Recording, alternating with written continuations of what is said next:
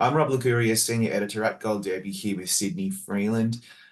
Sydney, Echo is a deaf Indigenous woman who also happens to be an amputee. As a Native American filmmaker yourself, what did it mean to you personally, I guess, to bring this story to life for a mainstream action genre audience? Yeah, no, I think it's incredibly fulfilling, to be a part of a Marvel project, but then B, to have it be an Indigenous character is sort of like it's kind of the best of both worlds. When I first met on the project and when I kind of had the chance to talk with Kevin, I sort of explained like I grew up going to powwows and I grew up reading Marvel comic books, but those two things never overlapped or intersected together. And so what I loved about this series is that those two things came sort of smashing together in a great, bloody and violent way. I know, it's so great. To me, Echo was at its most riveting when it explored Choctaw mythology, Maya's ancestry, her generational trauma, and her ability to summon the strength of her ancestors. Because a lot of that I wasn't really that familiar with, and I was so excited about bringing that into my living room. So, but how receptive was Marvel in really leaning in to that as the core of the show? As far as like the Yeah. Choctaw background, yeah, no, they're incredibly supportive and invested in that. I think one of the things that was important for me, like when I came on board, the character was Choctaw, and so when I came on board, it was really about kind of like leaning into those aspects. I think to give you some context, I'm Navajo, which is a completely different tribe, completely different language, completely different cultures, right? And when I came on board, the first thing I wanted to do was try to familiarize myself with the Choctaw language and their traditional stories and their language and their culture as well too. And so one of the first things we did is that myself and my department heads, we all flew out to Oklahoma and we met with the state of Oklahoma, and we met with the Choctaw Nation, with the president and a lot of their cultural sort of representatives, and we did two things. One was ask their permission, right? Because sadly, that's not something that always happens when you're portraying Indigenous peoples on film or in media.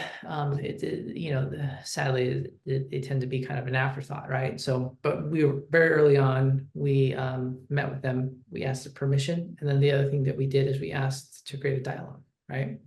And we said very specifically, we're not here to tell you what we're going to do. We're here to create a dialogue and we want your input. We want you to, tell us, what is culturally sensitive, what is not. Like we want to push the boundaries and toe the line of what we can do, but we want to know where those boundaries are before we go in. And so that was really, I mean, you can have that intention, but you have to have the resources behind it as well too. And that's where Marvel, that's where they were so fantastically helpful in setting all that up. Yeah, that blows my mind because there are many occasions where that doesn't happen, and then that's where certain projects might veer slightly too close to the appropriation side of things, whereas this doesn't do that at all. It's like a beautiful tribute to that culture, which I was so excited about learning more about. Then, of course, you cast Alaqua Cox, who we were introduced to in Hawkeye, but then she now is the star of this show. I'm curious, just really for basics, what is it about her that you think makes her so compelling as the heroine of this story? Yeah, I think from a character level, and I should preface that by saying, like she was actually cast in the Hawkeye show, so she had already been in cast before I came on board. Um, but a quick funny story was that in January of 2020, I got an email from Bert and Bertie, who co-directed on Hawkeye. They were a directing pair that co-directed on the show, and they sent me a message. This is right before the pandemic, lockdown and everything. And they said, "Do you know any deaf Native American female actresses?" I'm just like, "Nope. Good luck." And didn't think anything else of it. But that was they were trying to cast the Echo character Hawkeye. And of course, they found Alaqua, you know, and I think, but I think in terms of her and the show, it's I think what makes to me what makes that character so compelling is that in Hawkeye she's a villain, you know, and she's not Captain America, she's not, you know, she's not even Tony Stark, you know, she's a straight up villain, and she has aspirations to be, you know, to move up in the criminal underworld. And to me, that was the most interesting aspect about the character. Um, and then you have the native and the indigenous aspect of things, right? So then you need someone who could sort of, well, and also the deaf side of things, and you need someone who can sort of infuse authenticity into all those different aspects. And I think that's where Alak was like, you know, she's the complete package. She's got, you know, she was, you know, her sum total film going experience before Echo was A Few Days in Hawkeye.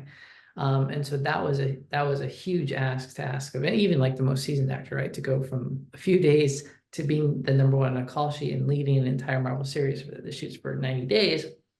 And so, you know, you need someone that has, you know, a certain type of, how would you say, intestinal fortitude. You know, you need someone, you need someone that's got some guts, you know. And you know, Alaqua, I think, brought a lot of her own personal experience to the role, and then also too, I think, you know, just her lived experience as an Indigenous woman, as a deaf woman, you know, she was able to sort of kind of like color in these paint in these corners to really bring that character to life and hopefully portray it in a more authentic manner. So given that when you're directing a really committed performance from an actor like Alaqua, which balances Maya's like intense rage and relentless vengeance with her vulnerability that stem from her trauma, what's your collaborative style when you're providing the guardrails, but without compromising that intensity and raw emotion? As far as like with Alaqua, Yeah. yeah, no, I think I mean, it all comes down to story, right? Story, emotion, what's the intent? And really, I think with Alaqua was really just trying to give her permission to invent and create. You know, I remember very specifically, you know, like the first couple weeks of shooting, like, you know, you could sense from Alaqua, like, you know, is this working? Is this not working? Am I doing this right? Am I doing this wrong? Is this, you know, and rightly so. I mean, this is her, she's like 2 weeks into, you know, this massive undertaking that she has, you know, close, you know, very, very little sort of frame of reference for. And so, but I remember very specifically on the second week, at the end of the second week, it was day 10, we were shooting, and we had a small scene where she had to kind of emote, for lack of a better term, emote in a very sort of forceful way. And you know, and she did that scene. She did the scene, and we went in for coverage, and she did the scene, and I was just like, holy shit, that was she something clicked with her right on camera. And so we said cut. We did cut, because you don't say cut, so you do a sign language, right? So cut, nice, again, you know, so on and so forth. And you know, I said cut, I ran it up to her. I was so excited. I said, you don't need me to tell you that was good, because you know that was good, you know. And then her response is just like, yeah, yeah, you know. And you could tell it just like something clicked for her as far as her own personal growth and process and everything. And then really from that point on, it was just, you know, like you know, giving her permission to invent and create and infuse her own personal take onto that character. That must be surely one of the real highlights of your role as, you know, the leader on set from behind the scenes, and also as the director, making sure that the show is on the right track. And then you see your lead actress just killing it and something clicks. Does that give you a sense of calm? Does that make you feel confident that the show is actually on the right track? Oh, that's the reason you do it, right? And that's Yeah, like that's the high. That's the high that you get. It's like yeah, give me more of that. yeah. Um, no, it's like to see, you know, like like filmmaking and collaboration. I love working with actors. I love working with my department heads. I love working together to bring that all that, you know, the technical aspects, the performance aspects, to bring that all together is you know, is that to me is the beauty of the process. And then when you have those moments where it all comes together, there's no better feeling, you know. And Yeah. then you take it one step further, and then you bring in, you know, like you bring in Vincent, you bring in Deborah, you bring in Tantu, you bring in Graham, and then you start mixing and matching these guys, and they start vibing and bouncing off of each other, and then it's, you know, it's just it's a really beautiful thing to watch. Yeah, I was so excited about seeing Tanti Cardinal and Oscar nominee Graham Greene on screen again. They're just so perfect together. That the whole cast is so strong, but I'm just curious about the real legendary Indigenous actors that you brought in for this ride. What did you most value about your time with them?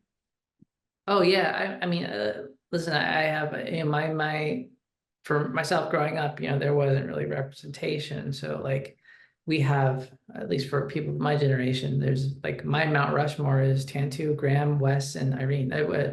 Sorry, Wes Studi, Irene Bedard, Tantu Cardinal, and Graham Greene. You know, those are the people. Those were the actors that I saw growing up, and that was kind of all we had. But but I will say they did not disappoint. You know, I think just to kind of I'll share one quick story with Graham. You know, like he kind of like he tries to play like he's a little bit, you know, like not just a little disengaged and everything, but he's always watching, he's always calculating, he's always invested, even though he might try to present as if he's not. And so but one of the uh, my favorite Graham stories was, you know, all of our actors they had to take ASL classes. Yeah. So we had a ASL master, Doug Ridloff, who would translate all the scripts from English to ASL, and then sign language for all the actors.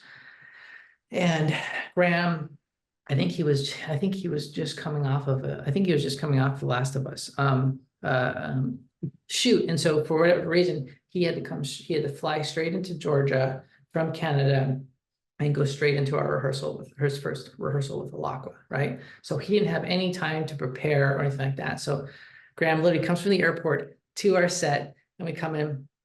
Graham, don't worry about, you know, being off book. Don't worry about the sign language. We have this whole pipeline set up for you.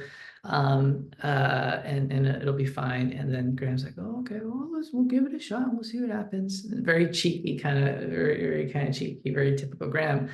And then so then we rehearse the scene. This motherfucker was, oh, sorry. Sorry. So we started the scene. Graham was off book and had self-taught himself ASL for all the scenes that we were going to rehearse. So he hadn't met with Doug or ASL master or anybody. He taught himself ASL. He was off book, and he was able to go through and have the scene with Alaqua. And even Alaqua was just like, she was just like, whoa, what is going on here?